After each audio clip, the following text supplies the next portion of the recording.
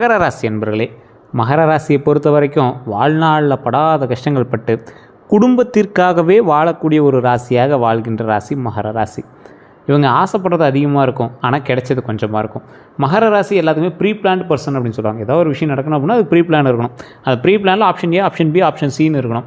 அது ஏதோ ஒன்று ஒர்க் ஆகல அப்படின்னா இன்னொன்று ஒர்க் ஆகிற மாதிரி வச்சுருவாங்க. மாதந்தோறும் கரெக்டான அவங்களுக்கு செலவுக்கு தகுந்த அமௌண்ட் வரணும். ஆனால் என்னமோ தெரியல, ஒரு 2-3 வருடங்களாக அவங்க எதிர்பார்த்த அளவுக்கு இன்னும் பணம் கிடைக்கல. முன்னாடி நிறையா பணம் இருந்து என்ன பண்ணுறதுன்னு தெரியாமல் அதில் போடலாம் இதில் போடலாம்னு இருந்த காலகட்டம்லாம் இருந்திருக்கு. இருந்தாலும் இந்த காலகட்டம் ரொம்ப ஒரு கடினமான காலகட்டமாக இருக்கிறதுனால வாழ்க்கை எப்படி மூவ் பண்ணலாம், அதை மூவ் பண்ணும்போது என்னென்ன சட்ட சிக்கல்கள் இருக்குது, அது எந்த தந்திரத்தில் அதை சரி பண்ணலாம் அப்படின்னு ஒரு வினோதமான ஒரு அறிவாற்றலோடு இருக்கக்கூடிய ராசி தான் மகர ராசி. இந்த காலகட்டம் உங்களுக்கு கொஞ்சம் மோசமான காலகட்டம் அப்படின்னு சொல்ல முடியாது, ரொம்ப ஒரு சூப்பரான காலகட்டம் அப்படின்னு சொல்ல முடியாது. இந்த ராசியினுடைய அதிபதி சனி பகவான். இந்த ராசியில் பிறந்தவங்க பொதுவாகவே அமைதியானவங்க, பொறுமையானவங்க, கடின உழைப்பாளிகள் மற்றும் எந்த சூழ்நிலையிலையும் மன உறுதியோடு செயல்படக்கூடிய நபர்கள். இது நிறைய பேர்த்துட்டு இல்லைங்க. கடின உழைப்பும் நிறைய பேர் பண்ண முடியாது, ஒரு மன உறுதியோடு செயல்படுறதும் யாராலையும் பண்ண முடியாது. மகர ராசியை பொறுத்த வரைக்கும் அவங்க எப்போவுமே பார்த்திங்கன்னா ஒரு தனித்துவவாதி அப்படின்னு சொல்லுவாங்க. ஒரு விஷயத்தை எடுத்தாங்க அப்படின்னா அதை கம்ப்ளீட் பண்ணாமல் விட மாட்டாங்க. ஒரு ஆன்மீக ரீதியான விஷயமா இருக்கட்டும், ஆன்மீக ரீதியான விஷயங்களும் எங்களுக்கு ஆப்டாக செட் ஆகும். உணவு சார்ந்த துறை எங்களோட தாய் தந்தையருக்கு யாரோ ஒருத்தருக்கு செட் ஆகிருக்கும். அதே போல் எங்களுடைய வருங்காலமானது பண ரீதியான முன்னேற்றங்கள் அதிகரிக்கக்கூடிய ஒரு காலகட்டமாக அமையுது. இந்த காலகட்டத்தில் இவங்க வாழக்கூடிய ஒவ்வொரு நாட்களும் பண ரீதியான விஷயங்களுக்காக முன்னேறுவாங்க. ஈஸியாக கவர்மெண்ட் வேலை வாங்குற ராசி அப்படின்னா மகர ராசி சொல்லலாம். இந்த ராசிக்காரங்கள் பொறுத்த வரைக்கும் மகர ராசிக்காரில் குணாதிசயங்கள் அப்படின்னா பொறுப்புணர்வு அதிகமாக இருக்கக்கூடிய ராசி, குடும்பத்தின் மீது அக்கறை அதிகமாக இருக்கக்கூடிய ராசி, நேர்மையாக வாழ விரும்பக்கூடியவங்க, யாரையும் எளிதில் நம்ப மாட்டாங்க. ஒரு பேக்கப் எதுக்கும் வச்சுப்பாங்க. அவன் நம்புறமா அப்போ அதுக்கு தகுந்த மாதிரி அவனுக்கு இதை மட்டும் சொல்லலாம், இதை மட்டும் அவனை வச்சு செஞ்சுக்கலாம் அப்படின்னு. ஒரு விஷயத்தை முடிவு செஞ்சால் அதை நிறைவேற்றாமல் விட மாட்டாங்க. வெளியில் கடினமாக தெரிந்தாலும் உள்ளுக்குள்ளே பாசமானவங்க. வாழ்க்கையில் படிப்படியாக முன்னேறுவாங்க. ஆனால் ஒவ்வொரு விஷயத்துலையும் அவங்களுக்கு தகுந்த மாதிரி ரிஸ்க் ஃபேக்டர் இல்லாமல் எல்லாத்தையும் சரி பண்ணிகிட்டே வருவாங்க. தாமதமான வெற்றி கிடைத்தாலும் நிலையான வெற்றி கிடைக்கும். 2026 பிறந்துச்சு, தமிழ் புத்தாண்டு, அப்புறம் குரு பயிற்சி, அது நிறையா பிறந்துச்சு. இதில் மகர ராசியை பொறுத்த வரைக்கும் யோகங்கள் அப்படின்னு என்ன சார் இருக்குது அப்படின்னு கேட்டால் 2026ஆம் ஆண்டு மகர ராசிகளுக்கு பல முக்கியமான மாற்றங்கள் கொண்டு வரக்கூடிய ஆண்டாக அமைஞ்சிச்சு.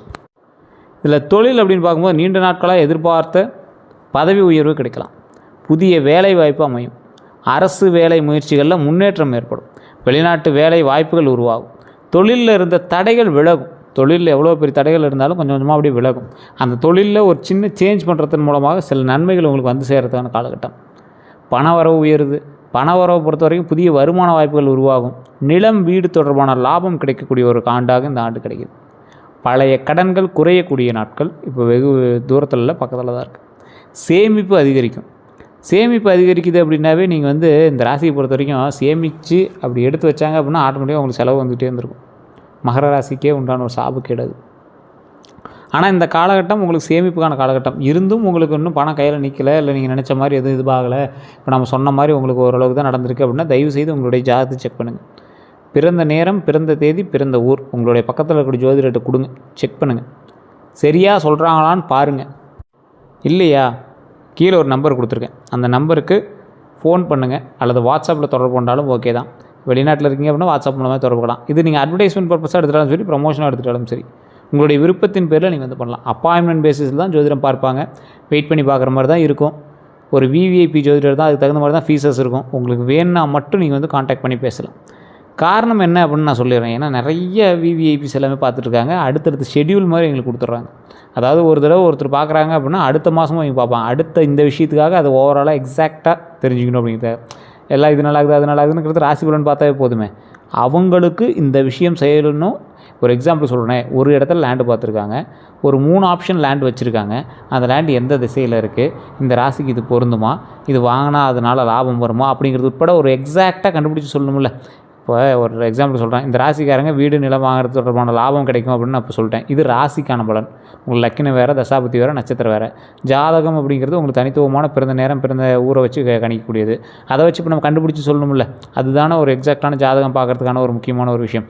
அப்படி பார்த்து உங்களுக்கு கிளியராக சொல்லிடுவாங்க. எந்த இடத்துல இருக்கிற லேண்ட் உங்களுக்கு மதிப்பு கூட்டும், யாரால் உங்களுக்கு லாபம், யாரால் உங்களுக்கு இது மெயினாக சொல்லாமல் இந்த காலத்தில் சேமிப்பு அதிகரிக்கும். அற்புதமான காலகட்டம் தான். உங்களுக்கு உறவினர்களால் பெரிதும் உதவி இல்லை, உறவினர்கள் உங்களுக்கு எதிரிகள் தான் அப்படிங்கிற மாதிரி தான் இருக்கும். நட்போட்டாரங்கள் அருமையாக இருக்கும். நட்போட்டாரங்கள் மூலமாக லாபங்களும் உண்டு. குரு பயிற்சி பலன் பார்க்கும்போது குரு பகவானால் அருளப்பட்ட ஒரு முக்கியமான ராசி இந்த ராசி. குடும்பத்தில் சுப காரியங்கள் நடைபெறும். குழந்தை மூலமாக நன்மைகள் உண்டு. குழந்தை பாக்கியம் கிடைக்கிறதுக்கான வாய்ப்புகளும் உண்டு. திருமண தடை விலகும். கல்வியில் முன்னேற்றம் உண்டாகுது. தொழிலில் புதிய வளர்ச்சி உண்டாகுது. குரு பயிற்சியால் கிடைக்கக்கூடிய நன்மைகள்னு பார்த்தா பண வரவு உயர்வு உண்டு. குடும்ப ஒற்றுமை உண்டு. சொத்து சேர்க்கை உண்டு. குழந்தை யோகம் உண்டு. வாகன யோகம் உண்டு. மன நிம்மதி உண்டு. இது எல்லாம் குரு பயிற்சியால் உங்களுக்கு கிடைக்கிது. சார் இத்தனை நன்மைகள் சொல்கிறீங்க, இன்னும் ஒன்றும் கிடைச்ச மாதிரி தெரியலையே அப்படின்னா நீங்கள் உங்களோட ஜாதகத்தை தான் செக் பண்ணணும். ஏன் சார் ஜாதகத்தை செக் பண்ணோம் அப்படின்னா, இப்போ நான் சொல்கிறது ராசி பலன். இப்போ நான் சொன்னதில் ஒரு 50 to 60% தான் உங்களுக்கு பொருந்திருக்கும். மீதி எல்லாம் உங்களுக்கு காமனாக தான் பொருந்தும். பெருசாக உங்களுக்கு ஈக்குவலாக இருக்காது. அப்போ நீங்கள் என்ன பண்ணணும், ஆட்டோமேட்டிக்காக உங்களோட ஜாதகத்தை தான் செக் பண்ணணும். இந்த ராசியில் பிறந்தவங்களுக்கு பண உயர்வு ரெகுலராகவே இருக்குங்க. ஏன்னா ஒரு குறிப்பிட்ட ஏஜ் தொடும்போது இந்த ராசிக்காரர் நல்லா சம்பாதிப்பான். ஊரில் இருக்கிறவனே வாயை போடுற அளவு சம்பாதிப்பான். அதனால் சின்ன சின்ன கந்திஷ்டிகள் கூட இருக்கும். அதை பற்றி நான் தெளிவாக சொல்கிறேன். குடும்ப ஒற்றுமை இருக்கும். ஆனால் குடும்பத்தில் உள்ள உங்களோட வீட்டுக்குள்ளே இருக்கிறவங்கிட்ட உங்களுக்கு சேஃப் தான். வெளியே இருக்கக்கூடிய உறவினர்கள் உங்களுக்கு சேர்ந்து வரமாட்டாங்க. சொத்து சேர்க்கை உண்டு. குழந்தை யோகம் உண்டு. வாகன யோகம் உண்டு. மன நிம்மதி இந்த காலகட்டத்தில் கிடைக்கும். குரு பயிற்சியில் செய்ய வேண்டியது என்னென்னு நான் சொல்கிறேன், ஞாபகம் வச்சுக்கோங்க. இதெல்லாம் எழுதி கூட வச்சுக்கோங்க, உங்களுக்கு ரொம்ப உதவும். வியாழக்கிழமை விரதம் இருங்க. வியாழக்கிழமெலாம் விரதம் இல்லாமல் இருக்கிறவங்க வியாழக்கிழமை விரதம் இருங்க. தட்சிணாமூர்த்தி வழிபாடு செய்யுங்க. கோயிலை சுற்றி வரும்போது தட்சிணாமூர்த்தி இருப்பார், அவர்கிட்ட வழிபாடு பண்ணுங்கள். குரு காயத்ரி மந்திரம் ஜபிக்கலாம், ரொம்ப நல்லது. மஞ்சள் நிற ஆடை அணியிறது ரொம்ப ரொம்ப நல்லது. கடலை பருப்பு தானம் செய்கிறது ரொம்ப நல்லது. அதை ட்ரை பண்ணிங்க அப்படின்னா மிகப்பெரிய நன்மை உண்டு. செய்யக்கூடாதவைன்னு பார்த்திங்கன்னா, பெரியவர்களை அவமதிக்கக்கூடாது, பொய் பேசவே கூடாது, குருமார்களை இழக்கக்கூடாது. அதே மாதிரி குருமார்களை இகழவும் கூடாது. ஒரு குருமார்களை திட்டுறது, அவங்க முன்னாடி நல்லா பேசி அந்தாண்ட போய் திட்டுறது, இல்லை அவங்ககிட்டே சண்டைக்கு போகிறது, இந்த மாதிரி விஷயங்கள் இருக்கவே கூடாது. வாக்குறுதி கொடுத்து மீறக்கூடாது. சொன்ன சொல்லு கேட்கணும், அந்த மாதிரி தான் இருக்கணும். உங்கள் சொன்ன சொல் உங்களை நம்பி நீங்கள் ஒரு வார்த்தை விட்டீங்க அப்படின்னா அந்த வார்த்தை பலிக்கணும். அதுக்கு தகுந்த மாதிரி நீங்கள் நடக்கணும். அதே போல் திருமண பலன் அப்படின்னு பார்க்கும்போது, திருமணம் தாமதமாக இருந்தவங்களுக்கு நல்ல வரன் அமையுங்க. குடும்ப சம்பந்தம் கிடைக்குங்க. காதல் திருமணம் கை கொடுங்க. திருமண பேச்சுவார்த்தைகள் வெற்றி அடையுங்க. இந்த விஷயங்கள் எல்லாமே நன்மைகளாக மாறக்கூடிய ஒரு நாட்களாக அமையும். நல்ல வரன் அமையுது அப்படிங்கிறது உங்களோட வாழ்க்கையில் மென்மேலும் வளருவதற்கு மிகப்பெரிய ஒரு உறுதுணையாக அமையுது. குடும்ப சம்பந்தம் அப்படிங்கிறது திருமணமாகாமல் இருக்கிறீங்க, குடும்ப ரீதியாகவே நீங்கள் வீட்டு ரீதியாகவே வீட்டில் சொன்ன பையனோ பொண்ணோ கல்யாணம் பண்ணுறதுக்கு ஒரு அற்புதமான வாய்ப்பு. காதல் பண்ணி ரொம்ப நாளாக காத்துட்ருக்கிறீங்களா, இந்த காலகட்டத்தில் நீங்கள் ட்ரை பண்ணிங்க அப்படின்னா காதல் திருமணம் நடக்கிறதுக்கு வாய்ப்புகள் 100% உண்டு. திருமண பேச்சுவார்த்தைகள் வெற்றி அடையும். ஆனால் இந்த டைம்லேயே கல்யாணம் கை கொடுமா அப்படின்னு கேட்டால் கொஞ்சம் டைம் எடுத்து தான் கை கொடும். குழந்தை பாக்கியம், குழந்தைக்காக காத்திருக்கிறவங்களாம் நல்ல செய்தி உண்டாகும். குழந்தைகளோட கல்வியில் முன்னேற்றம் உண்டாகுது. குழந்தைகளால் பெருமை கிடைக்கும். குழந்தை வரம் தேடி இருக்கிறீங்க அப்படின்னா திருவண்ணாமலை போயிட்டு பக்கத்தில் இருக்கக்கூடிய மேல்மலையனூர் அங்காள பரமேஸ்வரி அம்மன் வழிபாடு பண்ணிட்டு வாங்க. அமாவாசை நாட்கள்லாம் அங்கே நகரத்துக்கு இடம் இருக்காது, அவ்வளோ கூட்டம் இருக்கும். ஸோ மற்ற நாட்களில் போனீங்க அப்படின்னா ஃப்ரீயாக சாமி கும்பிட்டுலாம் போய் கும்பிட்டுவாங்க. அதற்கு பிறகு பழனியில் திரு ஆவினங்குடி அப்படின்னு ஒரு கோயில் இருக்குது. நிறையா பேர் பழனி போகிறீங்க, மேலே மலைக்கு போய் கும்பிட்டு வந்துறீங்க, முன்னாடி இருக்கிற திரு ஆவினங்குடிக்கு போய் கும்பிட்றதில்ல. அதுதான் 3வது படை வீடு அப்படின்னு சொல்லப்பட்ட கோயிலாக கருதப்படுது. ஸோ அந்த கோயிலுக்கு போய் வழிபட்டிங்க அப்படின்னா மிகப்பெரிய பாவ விமோச்சனம். சுற்றி வந்தீங்க அப்படின்னா நாகலிங்க மரம்லாம் இருக்கும், அதெல்லாம் வழிபட்டு வரலாம். ரொம்ப அற்புதமான ஸ்தலம். சரவண போய் அங்கே இருக்கக்கூடிய இடத்துல எல்லாத்தையும் சுற்றி பார்த்துட்டு வாங்க. பழனிக்கு போனீங்க அப்படின்னா அங்கே எக்கச்சக்கமான விஷயம் இருக்குதுங்க. போகர் காலத்துலேருந்து இன்றைக்கு வரைக்கும் அங்கே எக்கச்சக்கமான விஷயம் இருக்குது. கீழே புலிப்பாணியோட மடம் இருக்குது. மேலே பார்த்திங்கன்னா போகருடைய ஜீவசமாதி இருக்குது. கோயிலை சுற்றி வரும்போது போகரோட ஜீவசமாதி வணங்கிட்டு வாங்க. மிகப்பெரிய நன்மைகள் நடக்கக்கூடிய ஸ்தலமாக கருதப்படுவது பழனி. மேலே பாலதண்டாயுத சுவாமியை வழிபட்டு வரலாம். ஸோ குழந்தை பாக்கியம் வேண்டி விரும்புபவர்கள்லாம் அந்த இடத்துக்கு போய் வழிபட்டு வந்தீங்க அப்படின்னா குழந்தைகளுக்கும் நல்லது, குழந்தை வரம் தேடி இருக்கிறவங்களுக்கும் நல்லது. ஸோ குழந்தை வரம் இல்லாத ஆண் பெண் இருவரும் அந்த கோயிலுக்கு போயிட்டு வாங்க. உடலில் உள்ள சூடுகள் குறையும். செவ்வாய்க்கிழமையில் செவ்வாயினுடைய நேரடி ஆற்றலாக இருக்கக்கூடிய ஒரு மிகப்பெரிய ஸ்தலமாக கருதப்படக்கூடிய பழனி ஒரு மிகப்பெரிய ஒரு ஆன்மீக ஸ்தலம். குழந்தை வரம் வேண்டி இருக்கிறவங்களுக்காகவே போயிட்டு வரணும் அப்படிங்கிற ஒரு ஸ்தலம். அதே போல் குழந்தைகளால் பெருமை கிடைப்பவர்களும் அந்த கோயிலுக்கு போயிட்டு இருந்தீங்க அப்படின்னா மிகப்பெரிய பெருமை உண்டாகும். இந்த காலத்தில் உங்களுக்கு வாகன யோகம் உண்டுங்க. 2026 வாகன யோகமும் இருக்குது. புதிய இருசக்கர வாகனம் அல்லது 4 சக்கர வாகனம் வாங்கக்கூடிய வாய்ப்பு உண்டு. பழைய வாகனத்தை மாற்றக்கூடிய யோகமும் உண்டு. வாகனம் மூலம் வருமானம் கிடைக்கக்கூடிய வாய்ப்பு 100% உண்டுங்க. வேகமாக வண்டி ஓட்டாதீங்க. நைட் டைமில் வண்டி ஓட்டாதீங்க. இரவு நேரங்களில் பயணிகளை எச்சரிக்கையாக அவசியம். ஸோ ரொம்ப எச்சரிக்கையாக நிதானமாக வண்டி ஓட்டினீங்க அப்படின்னா ரொம்ப நல்லது. அடுத்த 12 நாட்கள்னு பார்த்திங்கன்னா தெளிவாக சொல்கிறேன், கேட்டுக்கோங்க. முதல் 4 நாள் நல்ல செய்தி உண்டாகுது, நல்ல செய்தி வரும். அந்த நல்ல செய்தி எதை நோக்கி உங்களுக்கு வருது? நீங்கள் செய்யக்கூடிய தொழிலோ நீங்கள் செய்யக்கூடிய ஒவ்வொரு செயலுமோ நீங்கள் எப்படி மூவ் பண்ணி போயிட்டுருக்கீங்க அப்படிங்கிறது பொறுத்தான் இருக்குது. அந்த நல்ல செய்தி ஒரு மிகப்பெரிய எதிர்பார்ப்புக்கான பதிலாகவும் இருக்கலாம், அல்லது திடீர் உங்களுக்கு ஒரு மகிழ்ச்சியை தரக்கூடிய பதிலாகவும் இருக்கலாம். பண வரவு உண்டு, அது காமனாகவே உங்களுக்கு வந்து பண வரவு உண்டு, அதனால் நீங்கள் கவலைப்பட தேவையில்லை. உறவினர்கள்ட்ட ஆதரவு கிடைக்கும், அதுக்கும் நீங்கள் வந்து அஞ்ச தேவையில்லை. முதல் 5 முதல் 8 நாள் வரை வந்து பார்த்திங்கன்னா வேலைகளில் முன்னேற்றம் உண்டுங்க. எதிர்பார்த்த சந்திப்புகள் நடக்கும், புதிய முயற்சிகள் தொடங்கலாம். புதிய முயற்சிகள் வந்து தொடங்கக்கூடிய ஒரு காலகட்டமாக இந்த காலகட்டங்கள் அமையுது. நாளைக்கு அந்த ஒரு நாளையிலேருந்து இந்த நாட்கள் தொடங்குது ஞாபகம் வச்சுக்கோங்க. இதில் 9வது நாள், நாளையிலேருந்து 9வது நாள்லேருந்து 12வது நாள் வரைக்கும் திடீர் பண வரவு. அது பெருசோ சின்னதோ அப்படிலாம் நாங்கள் சொல்ல, திடீர் பண வரவு வர்றதுக்கான வாய்ப்புகள் உண்டு. ஆன்மீக சிந்தனை அதிகரிக்கக்கூடிய ஒரு காலகட்டம். குடும்பத்தில் மகிழ்ச்சி உண்டாக்குறதுக்கு ஒரு அற்புதமான காலகட்டங்க. குடும்பத்தில் மகிழ்ச்சி உண்டாகும். அந்த மகிழ்ச்சி எந்த அளவுக்கு இருக்கும்? உங்களுக்கு திடீர் மகிழ்ச்சியாக இருக்கும், இல்லை திருமணமாகும், குழந்தை பேர் இல்லாதவங்களுக்கு குழந்தை பேர் பிறக்கும். இது எல்லாமே ஒரு நன்மை தானே. ஸோ இந்த அளவுக்கு உங்கள் நன்மைகள் நடக்கக்கூடிய காலகட்டத்தில் கந்திஷ்டி இல்லாமே இருக்கும். மகர ராசிக்காரங்க அமைதியாக முன்னேறுவதால் பலரோட பார்வை வந்து உங்கள் மேலே தான் இருக்குது. அமைதியாக இருக்கும் உங்களை பார்த்தா, ஆனால் பின்னாடி அப்படியே பேக்கப் அப்படியே ஏறிக்கிட்டே இருக்கும். திடீர்னு கார் வாங்கியிருப்பீங்க, லேண்ட் வாங்கியிருப்பீங்க, வீடு ஆல்ட்ரு பண்ணியிருப்பீங்க, நகை வாங்கியிருப்பீங்க. இது 4 பேருக்கு தெரிஞ்சிருக்கும், அவன் கந்திஷ்டி வச்சுருப்பான். இதனால் உங்களுக்கு அறிகுறி உங்களுக்கே தென்பட்டிருக்கும். ஒன்று, திடீர் சோர்வு ஏற்பட்டிருக்கும், இல்லை வீட்டில் சின்ன சின்ன சண்டைகள் உங்களுக்கு இருந்திருக்கும். அது பின்மேல் சரியாயிடும். காரணம் இல்லாமல் பண இழப்புகள்லாம் இதுக்கு முன்னாடி இருந்திருக்கும், அது இனிமேல் சரியாயிடும். இதுக்கு மேல் லாபங்கள், பண லாபங்கள் வரும். தொடங்கிய வேலையெல்லாம் தடைப்பட்டிருக்கு அப்படின்னா அந்த தடைகள் எல்லாமே இனிமேல் சரியாயிடும். இத்தனைக்கும் காரணம் உங்களுக்கு வந்து கந்திஷ்டி தான் இருந்திருக்கு அப்படிங்கிறது ஞாபகம் வச்சுக்கோங்க. கந்திஷ்டி நீங்கள் வணங்க வேண்டிய தெய்வங்கள் அப்படின்னு பார்த்தா கருப்பசாமி உங்கள் வீட்டு பக்கத்துலேயே இருப்பார். இந்த ராசிக்காரருக்கு மோஸ்ட்லி வீட்டு பக்கத்துலேயே தான் கருப்பசாமி இருப்பார். கண்டிப்பாக போய் வழிபடுங்க. கொஞ்சம் தூரத்தில் இருக்கார் சார் அப்படின்னா போய் வழிபடுங்க.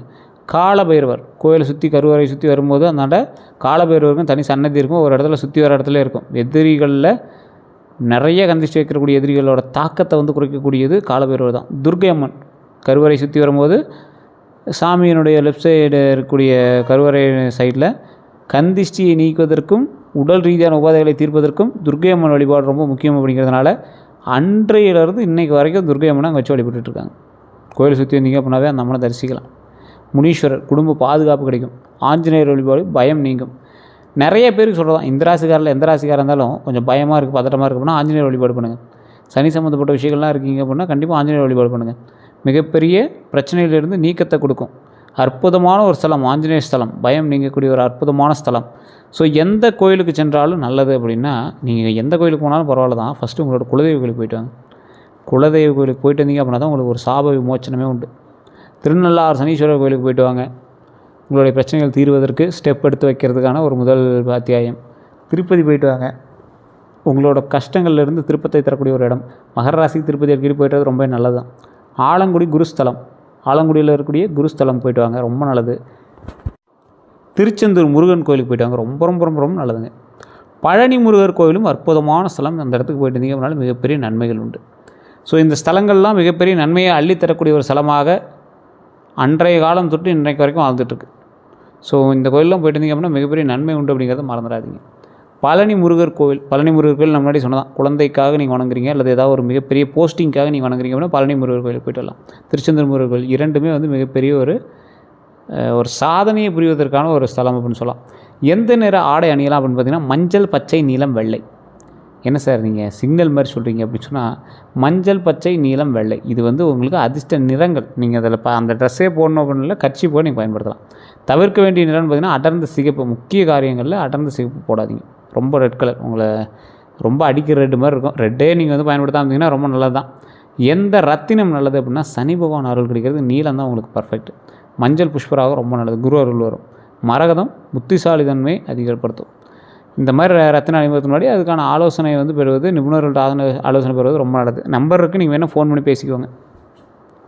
யார்கிட்ட சார் நான் எச்சரிக்கையாக இருக்கணும்? இந்த மகர ராசிக்காரர்கள் யார்கிட்ட எச்சரிக்கையாக இருக்கணும்? இனிமையாக பேசி ஏமாத்துறவங்கள்ட்ட எச்சரிக்கையாக இருங்க. கடன் வாங்கி திருப்பி தராதவர்கள்ட்ட எச்சரிக்கையாக இருங்க. பொறாமை கொண்ட உறவினர்கள்ட்ட எச்சரிக்கையாக இருங்க. தொழிலில் போலி நண்பர்கள்கிட்ட எச்சரிக்கையாக இருங்க. இந்த 4 பேர்கிட்ட எச்சரிக்கையாக இருந்தீங்க அப்படின்னா மிகப்பெரிய நன்மை உண்டு. மகர ராசிக்காரர்கள் செய்ய வேண்டிய பரிகாரங்கள் பார்த்திங்கன்னா சனிக்கிழமை எண்ணெய் தீபம், சனிக்கிழமை எண்ணெய் தீபம் ஏற்றுனீங்க அப்படின்னா ரொம்ப நல்லது. அப்படின்னா நல்லெண்ணெய் தீபம் ஏற்றுனீங்கன்னா ரொம்ப நல்லது. காகத்திற்கு உணவு வைங்க, மிகப்பெரிய சாப விமோச்சனம் கிடைக்கும். ஏழைகளுக்கு கருப்பு துணி தானம் பண்ணுங்கள், ரொம்ப நல்லது. நவகிரக வழிபாடு பண்ணுறது ரொம்ப நல்லது. எந்த கோயில் போனீங்கன்னா நவகிரகம் சுற்றி வாங்க, ரொம்ப நல்லது. அனுமன் சாலிசா பாராயணம் பண்ணுறது ரொம்ப நல்லது. அதே போல் மகர ராசியோட அதிர்ஷ்டமான விஷயங்கள் அப்படின்னா அதிர்ஷ்ட எண் நான் ஃபஸ்ட்டு சொல்கிறேன் 5, 6, 8. இதை நீங்கள் ட்ரை பண்ணி பாருங்கள். உங்களுக்கு ஒரு மிகப்பெரிய ஒரு சக்ஸஸுக்கான லைன்ஸ் இதுதான் ஒன்று உங்களுக்கு தெரிய ஆரம்பிச்சிடும். அதிர்ஷ்ட நாள் சனிக்கிழமை, வியாழக்கிழமை. முக்கியமான விஷயங்கள் அப்படின்னு இல்லை, நார்மலான சில முக்கியமான ஒரு செயல்கள் ஆரம்பிக்கும்போது சனி வியாழக்கிழமை ஆரம்பிச்சிங்கன்னா உங்களுக்கு நல்லது தான். சனிக்கிழமை யார் சார் ஆரம்பிப்பான்னா உங்களுக்கு அது நல்லது. அதிர்ஷ்ட திசை அப்படின்னா மேற்கு திசை. அதிர்ஷ்ட மலர் அப்படின்னா செம்பருத்தி தான் உங்களுக்கு அதிர்ஷ்டமான ஒரு மலர். அதிர்ஷ்ட உலோகம்னா இரும்பு, வெள்ளி. இது சார்ந்து நீங்கள் உங்களோட மோதிரமோ இல்லை ஏதோ ஒன்று போட்டுருந்தீங்கன்னா ரொம்ப நல்லது தான். அதிர்ஷ்ட மரம் அரச மரம் தான்.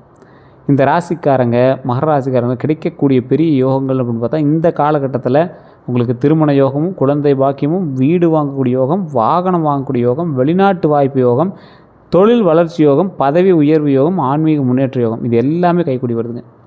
இந்த காலகட்டத்தில் மகர ராசிக்காரங்களுக்கு பொறுமையும், உழைப்பும், இறை நம்பிக்கையும் பலன் கிடைக்கிறதுக்கான முக்கியமான ஒரு சாவியாக அவங்க கையில் கொடுக்கப்படுது.